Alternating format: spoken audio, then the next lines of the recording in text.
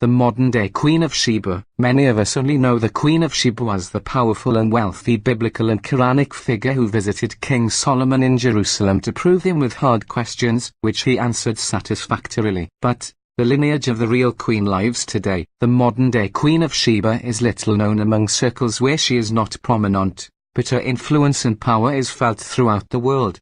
Queen of Sheba throne. Meet Imperial Majesty, the Nubia Sheba, Empress of the African Royal Kingdoms, the Queen of Sheba, Queen Sheeba III. Sheeba III was born on September 19, 1963, to Asia, Cassandra line's descendants, HRM Prince Michael I and HRM Queen Mary Ra VII, the daughter of the late Nubian imperial matriarch Iris Meriah II. In Trinidad and Tobago, she is the fourth generation of migrated Nubian Kushites of Nubia Sheba Sudan, North African royals' ancestry. She is the descendant of the oldest matriarchal throne in Africa, which originated in Kush, present-day South Sudan, and she is recognized as such by many African kingdoms throughout the continent. Queen Sheeba III was enthroned in January 2000. Queen of Sheba greeting. She is currently the Vice President of the Arab African Supreme Council for Africa Affairs, which is headquartered in Egypt. The Council is an organization of high-level professional Arab and African business people. She also heads the African Kingdoms Federation,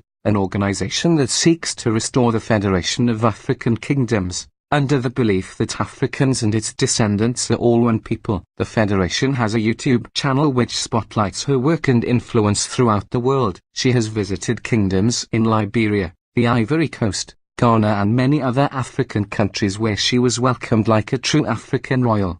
Queen of Sheba ceremony. The Sheba Imperial Empire and Kingdoms had over 350 major kingdoms of nations and several thousand chiefdom nations throughout the African continent.